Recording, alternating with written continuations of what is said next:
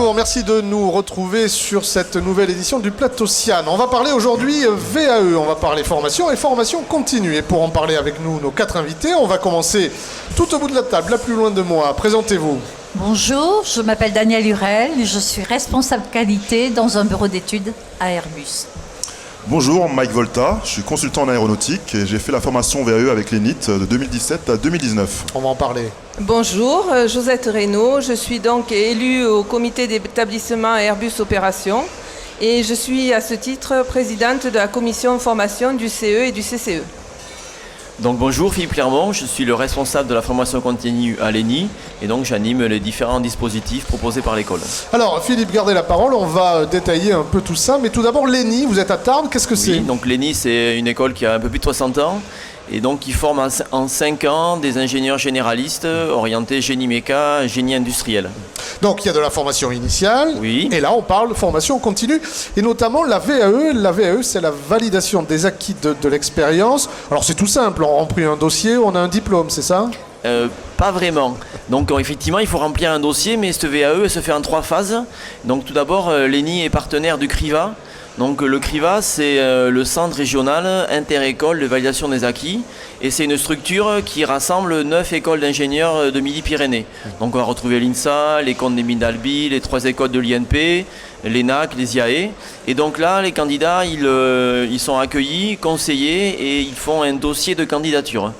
À partir de là, c'est basculé dans les écoles qui regardent si le candidat a le profil, l'expérience par rapport à leur domaine de compétences de chaque école. Ensuite, ils rentrent en phase 2 et là, effectivement, ils remplissent un dossier. Et c'est vraiment une rétrospective sur sa carrière, sur ses expériences. Et donc, à l'ENI, on les accompagne pour finalement leur faire prendre du recul, parce que c'est un auto-bilan de compétences, du recul sur ce qu'ils ont fait. Donc, ils rédigent ce document. On invite des gens pertinents pour les évaluer par rapport à nos blocs de compétences.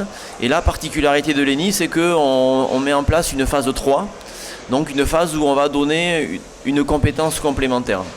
Pourquoi ? Parce que l'ingénieur ENI, c'est tout un tas de compétences qui sont recherchées par le milieu industriel. Donc on s'est assuré que si vous venez à l'ENI faire une VAE, d'abord vous validez vos acquis parce que vous avez appris plein de choses pertinentes durant votre carrière, mais vous avez aussi besoin d'acquérir des outils. Donc c'est la caisse à outils standard de l'ingénieur ENI. Et nos candidats, c'est peut-être un peu plus long qu'une VAE avec d'autres écoles, mais nos candidats ressortent vraiment heureux d'avoir parcouru ce cycle et aguerri, puisque si on regarde notre taux d'embauche, 100%. Josette, Philippe est peut-être allé un peu vite, mais c'est un vrai boulot, quoi. Hein. Je le disais en plaisantant tout à l'heure, on monte un dossier, c'est vraiment pas que ça, quoi. Voilà, donc comme disait Philippe, j'ai participé en tant que membre de jury.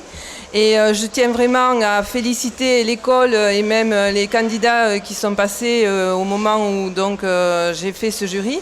Parce que j'ai été vraiment impressionnée par la qualité des enseignements qu'ils ont reçus, la qualité des livrets qu'ils ont délivrés, c'est le cas de le dire, et l'ambiance qui régnait. Parce que c'était une ambiance très studieuse. On voyait vraiment que les gens y tenaient. J'ai vu même des personnes, toutes ont validé ce jour-là, et elles sont reparties avec les larmes dans les yeux. C'était vraiment quelque chose pour eux, la fin de cet investissement qui a duré pendant plusieurs mois, mais le début aussi de quelque chose. Donc il faut savoir qu'une VAE, c'est vraiment une expérience forte. Et quand on débute une VAE, on sait que notre vie va changer. Daniel, sur cette vision que l'on peut avoir de quelqu'un qui va entreprendre cette VAE, comment vous le voyez, comment vous le regardez ? Alors, je pense que c'est une démarche volontaire, puisque c'est un engagement sur 2 ans. C'est un choix de vie aussi, parce que ça met entre parenthèses la vie pour ces 2 ans. Et c'est un gros investissement. Alors Philippe, si on rentre dans le détail effectivement, et Daniel l'a abordé sur 2 ans, alors il faut spécifier que ce sont pour des salariés en activité, donc ils travaillent, donc on ne peut pas les avoir en formation comme en formation initiale toute la semaine pendant 1 an, donc c'est pour ça que c'est étalé sur 2 ans. en détail, c'est combien? C'est un jour par semaine? Comment ça marche? Ça dépend de la phase. Dans la phase 2 où on fait le gros mémoire, Oui. on en a parlé plusieurs fois, là on se voit durant 8 mois et c'est un jour par mois. D'accord. Donc un jour par mois pour finalement leur donner les clés pour comprendre le référentiel de compétences de l'école, puisque finalement l'idée c'est ça, c'est transposer ces expériences dans le référentiel de compétences de l'école et montrer qu'on maîtrise les théories liées à chaque bloc de compétences. Et donc là il y a quand même tout un temps d'appropriation du référentiel et ensuite un temps de prise de recul sur son travail. Ce que je dis souvent, c'est que la VAE, c'est un travail archéologique. Ouais. On va dégager un petit os, on se dit, ben tiens, ça peut être une expérience sympathique, et puis on va creuser, on va se rendre compte qu'il y a tout un ensemble complet qu'il va falloir retranscrire suivant les blocs de compétences de l'école et le mettre en musique. Et donc ce temps-là de maturité, dirons-nous, ça mérite 7 mois, quoi. C'est plus un temps de réflexion qu'un temps de travail. Mike Volta, vous avez bénéficié de la VAE, donc vous avez suivi tout ce parcours. C'est exact. Et alors finalement, avant que vous nous le détailliez, on va peut-être commencer par cette question. Est-ce qu'on apprend sur soi-même aussi? On se dit, ah mais je sais faire ça en fait. Et finalement, comme je le fais tous les jours, je m'en rends même pas compte, quoi. On apprend énormément, après on grandit aussi, hein, c'est ce qui est important. Il y a des choses, comme l'a dit Philippe, la VAE aussi, c'est une boîte à outils, il y a la boîte à outils de l'ingénieur. Et lorsqu'on est au travail, régulièrement, on se dit on sait faire, on a notre façon de le faire. Ouais. Et par rapport aux gens qu'on rencontre professionnellement, on a l'impression que c'est certainement la bonne voie, mais c'est pas la bonne voie à 100%. Et le fait de faire la VAE, le fait de faire la phase 2, la phase 3, on grandit. Il y a pas mal d'évaluations. Et on a beaucoup d'outils qui sont apportés à ce qu'on fait et qu'on peut aussi mettre en place dans le cadre professionnel. Alors ça c'est intéressant parce que Philippe l'a abordé, vous avez utilisé le même mot qui sont les outils. C'est-à-dire que non seulement vous validez vos acquis de l'expérience, mais en plus vous progressez un peu, quoi. C'est-à-dire on progresse beaucoup, on progresse énormément. Donc, clairement, avant d'arriver à la VAE, je pensais que j'étais très structuré. Philippe peut en témoigner. Dans mes lettres de motivation, je disais que j'étais très structuré, mais finalement, j'ai énormément appris à travailler, à avoir une ligne de conduite aussi dans ce que je faisais et dans ce que je fais aujourd'hui actuellement. Et c'est un monde à part en fait. Entre ce qu'on a l'habitude de faire professionnellement et ce qu'on fait après la VAE, c'est un monde complètement différent. On n'est pas la même personne, clairement. Josette, c'est quelque chose que vous constatez, vous? Oui, je le constate. Et en tant que membre de jury, mais moi-même, j'ai fait une VAE pour un Master 2. Donc, je peux vous certifier que, en fait, l'image, c'est vraiment qu'on descend du vélo et on se regarde pédaler. Donc, ça prend du temps, ça demande aussi beaucoup d'humilité. Et on se rend compte des erreurs qu'on a fait, des choses qu'on sait faire et qu'on ne décelait pas. Et ensuite, ce qui est important aussi, c'est le réseau, parce qu'on va rencontrer d'autres personnes, que ce soit au niveau des professeurs, au niveau de l'école, au niveau des autres élèves.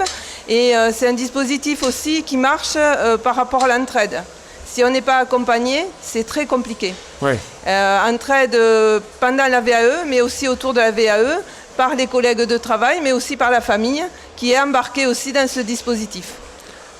Voilà. Et ensuite, ce que je voulais dire aussi, c'est que les VAE, c'est tous les niveaux. Donc là, on est sur l'ingénieur, mais je pense qu'il est important de préciser que n'importe qui, toute certification peut se faire par VAE. Et c'est un dispositif qu'il est important de porter et d'amener à la connaissance des salariés, parce que malheureusement, trop peu de personnes encore sont au courant de ce dispositif. Donc au final, pour terminer sur la VAE, juste...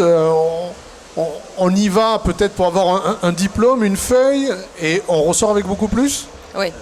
Oui, carrément. Philippe? Donc c'est vrai que nos candidats, ils progressent sur 2 domaines. Le domaine outils et après le domaine confiance en soi. On n'en a pas parlé, mais le fait de travailler avec un groupe, d'apprendre des outils, de présenter des expériences, d'apprendre à avoir un autre regard, comme a dit Josette, se regarder pédaler, quoi. Donc il y a vraiment une progression au niveau de la confiance et ce qu'on appelle la métacompétence, savoir ce que l'on sait. Savoir ce que l'on sait, c'est bien, mais aussi savoir ce qu'on ne sait pas. Du coup, les gens se positionnent mieux sur j'accepte la mission, je ne l'accepte pas. où est-ce que je veux aller, parce que là aussi on travaille sur le projet professionnel pour que les gens apprennent à se projeter sur qu'est-ce qu'ils voudront faire dans 5 ans par exemple. Alors vous le disiez, ce sont des professionnels qui viennent se former et au-delà de la VE, il y a aussi la formation continue qui est là-dedans. Comment ça se passe? Alors, non mais la parole est libre, dites-moi, en formation continue chez vous. Alors d'abord, la particularité de l'ENI, c'est qu'on a beaucoup d'enseignants-chercheurs. Oui. Qui dit enseignant, dit personnes qui sont aguerries à l'ingénierie pédagogique.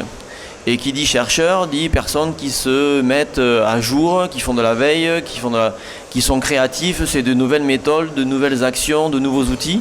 Donc à l'ENI, on a pas mal d'enseignants-chercheurs qui animent des formations. Donc ils ont toutes les compétences à la fois pédagogiques, à la fois techniques pour faire des formations. Ensuite, à l'école, la particularité, c'est qu'on a un laboratoire de recherche avec des équipements d'exception. Équipements qui sont issus de projets européens. Donc on anime des formations qui sont adossées à des équipements de laboratoire avec des acteurs qui sont vraiment experts dans leur domaine. Donc on a pas mal d'entreprises qui viennent chercher une compétence, notamment pour les accompagner dans l'usine 4.0. C'est quand même ciblé. Hein, c'est ciblé, on n'est pas sur de la formation continue traditionnelle, entre guillemets, quoi. C'est assez ciblé et disons que on n'est pas taillé pour faire des formations de type je forme 1000 personnes dans le temps. Mais par contre, faire des petites formations d'une dizaine de personnes ou même une centaine, ça passe. Ça, c'est des choses qu'on sait bien faire, oui. Daniel Hurel, votre vision de ces salariés finalement qui retournent à l'école, quoi? Alors, dans mon cas, ils n'avaient pas besoin d'une information, c'était une formation pour les convaincre, pour les rendre, les faire adhérer à de nouveaux process, à de nouveaux outils. Et ça, c'est des formations qu'on ne trouve pas en général dans des catalogues formations. Il y a un côté comportement, sciences du comportement qui est très important, dynamique de la formation. Et c'est pour ça qu'on a demandé à l'ENIT de développer une formation spécialement pour notre bureau d'études. Et alors comment ça se passe? Qu'on ne peut pas forcer les gens à aller en formation. L'accueil a été bon, on est venu vous voir, il y a eu une démarche proactive, on veut cette formation. On a inscrit ça dans un projet de progrès, plus ample. Le pilier de ce projet, c'était cette formation qu'on leur proposait. On a axé la formation sur un serious game, basé sur un cas réel technique. Du coup, leur intérêt, on avait affaire à un auditeur, à des formés qui étaient ingénieurs au départ, et il était hors de question de perdre leur intérêt. Bien sûr. On était là pour les convaincre. Et le fait d'avoir pris leur domaine comme base matière de la formation a été un des gros points positifs. Un autre point positif, c'était d'avoir affaire à un professionnel de la formation, un professionnel de la pédagogie qui s'est adapté à eux, et ça les a surpris. C'était quelque chose qui était assez innovant pour eux. Vous l'avez mis en place quand, ça? Nous avons mis ça en place en début d'année.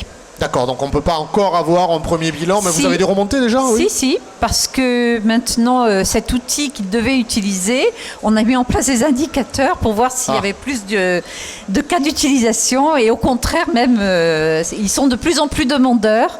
Ils ont été bien convaincus de l'utilité, et ils ont noté la formation, puis on a eu une note de 3,6 sur 4. Ah oui. Voilà. Très bien. Alors ça, c'est aussi une des particularités de l'ENI, c'est qu'on peut répondre à des demandes, alors pas tout le temps j'imagine, mais on peut avoir une certaine souplesse à l'ENI pour répondre à des demandes particulières. Ah oui, tout à fait. Nous fonctionnons à la demande. On reçoit les gens, on analyse leurs besoins, et ça prend un temps assez important, bien comprendre comment ils fonctionnent, quelles sont leurs attentes, quelle est leur problématique et où est-ce qu'ils veulent aller. Et à partir de là, on fait un processus pédagogique où on leur montre quels sont les outils à apprendre, les phases à passer, et ensuite on crée la formation avec, comme a dit Daniel, la notion de serious game, vraiment liée avec du ludique. Si je veux former un professionnel, il faut partir de son terrain à lui, de son savoir. et lui montrer que dans ce qu'il sait, il y a plein de choses qui sont bien. Par contre, on peut apporter un petit plus, Oui. et c'est le confronter à quelque chose où, d'entrée, comme on dit, il se prend les pieds dans le tapis. Ouais. Et là, on lui montre que là, il y a un problème, comment on fait? Donc, on s'attache à partir de « je crée le besoin » d'avoir une compétence nouvelle. Ouais. Et une fois qu'on a créé ce besoin, ça y est, la partie est gagnée, parce que les gens se disent « ah, ça, je pensais savoir, je sais pas ». Du coup, on a tout greffé sur ça, avec de la compétition entre équipes, l'aspect ludique, partir de leur territoire, et ensuite on essaye d'aller jusqu'à la transposition, ça veut dire on clôt la formation par « ok, on prend un cas de chez vous et on le traite Ouais. ». Comment ça se passe dans votre métier et on avance. On va terminer avec le avant-après. Alors le avant-après, c'était le Mike ingénieur salarié avant la formation et le Mike ingénieur salarié après. Vous avez vu, vous, votre évolution, ou même vous avez des remontées de votre hiérarchie qui vous dit, ouais, quand même, quel bilan vous en tirez finalement, quoi. Ben, le bilan que j'en tire, j'ai créé une entreprise en mai 2018. Ah. Donc déjà, ça c'est un grand pas. Alors ça, c'est la confiance que ça vous a donné? Oui, clairement. partie. Même si à la base je suis quelqu'un qui est hyper confiant, mais là j'étais hyper confiant. Donc oui, non, ça m'a donné des ailes aussi, forcément, faut le dire. Et après, comme je l'ai expliqué, au niveau des démarches, au niveau des outils, on est beaucoup plus aguerri. Ouais. Donc avant, on avait une façon de travailler qui n'était pas très réfléchie, on va dire. Ouais. Aujourd'hui, ma réflexion est complètement différente. Vous êtes plus efficace, plus efficient? Oui, je suis plus Ouais, efficace. ouais. Dans tous les domaines, que ce soit professionnel ou sportif, ou voilà. La VAE avec monsieur Clermont, je le dis, non, faut dire les Merci. choses. On a parlé avant de carte mentale, c'est des choses que j'utilisais pas par le passé, Oui. et même dans ma vie perso, j'utilise la carte mentale par exemple. Donc, Voilà. cette boîte à outils, C'est qu'un exemple ouais. parmi tant d'autres, mais la réflexion est complètement différente. Voilà. Une boîte à outils formidable apparemment. Mesdames, messieurs, merci beaucoup. Merci. Merci.